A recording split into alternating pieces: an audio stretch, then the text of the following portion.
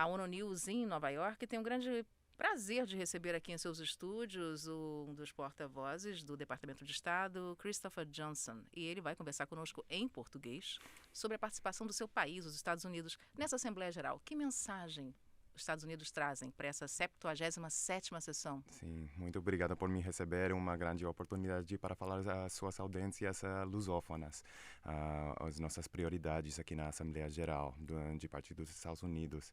Então, começamos com um tema, eu acho, mais importante no mundo, é o assunto de insegurança alimentar. Lamentavelmente, estamos enfrentando uma crise alimentar muito grave, especialmente no continente da África.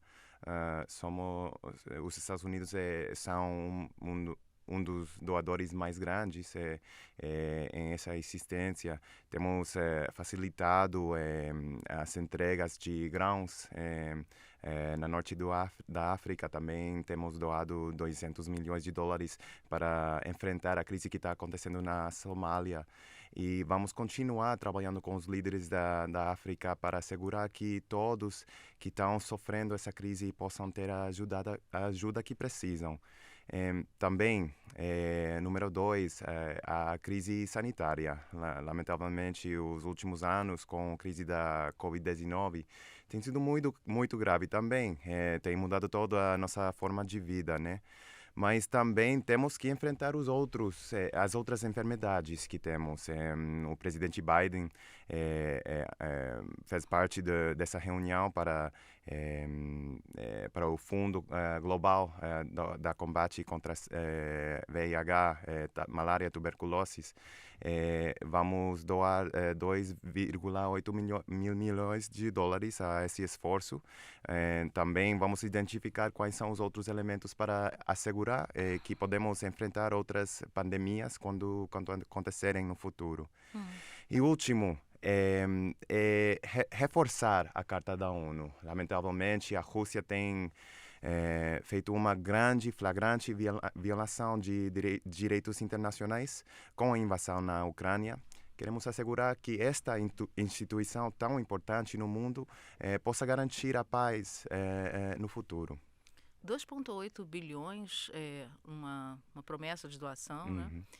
Todo esse trabalho de apoio e distribuição também de alimentos no Chifre da África e outras regiões que estão sofrendo com conflitos, desastres climáticos e todas essas agravantes Sim. que existem e que só pioram, como a gente sabe, a situação de uma pandemia que ainda não se recuperou totalmente.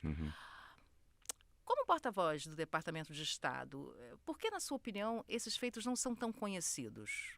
Esse lado humanitário que os Estados Unidos vêm fazendo há décadas e de forma muito consistente. Então, é muito importante saber disto. Eu acho que também a ONU, os Estados Unidos, estamos fazendo campanhas para que os nossos públicos entendam o que estamos enfrentando hoje em dia. Eu acho que com as redes sociais isso vai mudando pouco a pouco para que os públicos, os jovens entendam o que estamos enfrentando. É um dos objetivos muito importantes no Departamento de Estado e também na Agência de Desenvolvimento Internacional, a USAID. Que é liderada pela embaixadora Samantha Power, que era representante aqui na ONU também, né? Então, para nós sempre é importante falar deste assunto. Também a nossa representante atual, a embaixadora Linda Thomas Greenfield, tem falado muito sobre como devemos assegurar que as cadeias de fornecimento de alimentos continuam. Tem 3 motivos que estamos vendo isto, né? O conflito, não somente o que está acontecendo na Ucrânia, mas também os conflitos regionais, locais, que também empeoram as condições para fornecer esses alimentos. E como a senhora falou, a mudança climática. Temos que ver como fazer para fazer a transição a energias mais limpas para que a agricultura continue da forma de antes. E também...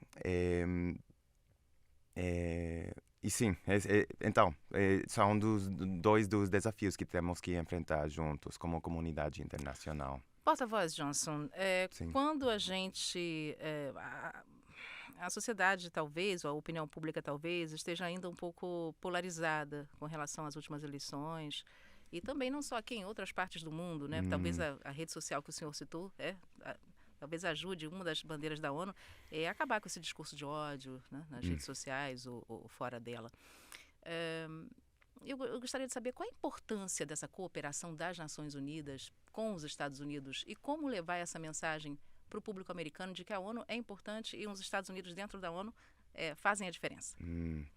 Então, eu sendo afrodescendente, é um assunto muito importante reconhecer essas divisões que acontecem na minha sociedade aqui nos Estados Unidos, mas também no mundo, os problemas das minorias.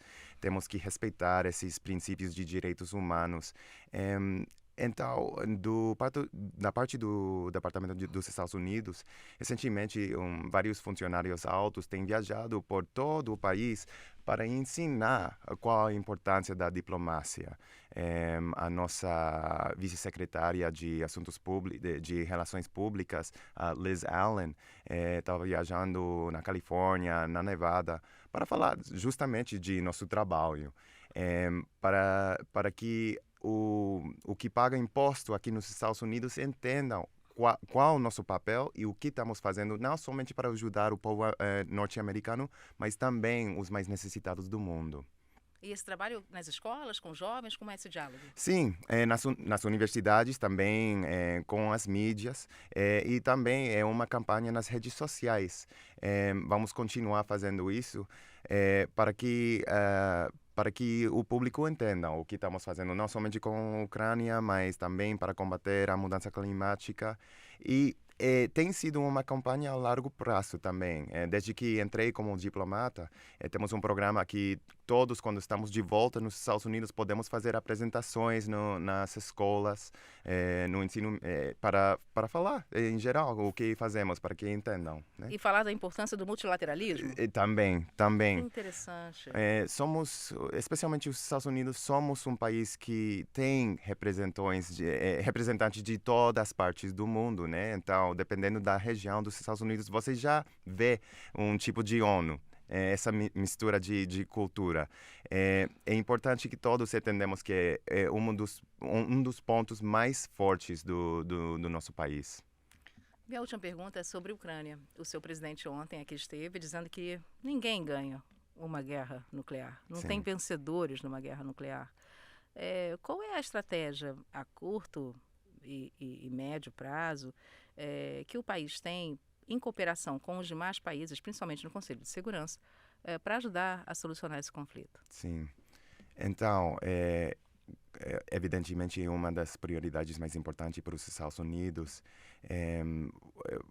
foi muito bom o primeiro passo de que os 141 países assinaram a declaração condenando a guerra na Ucrânia.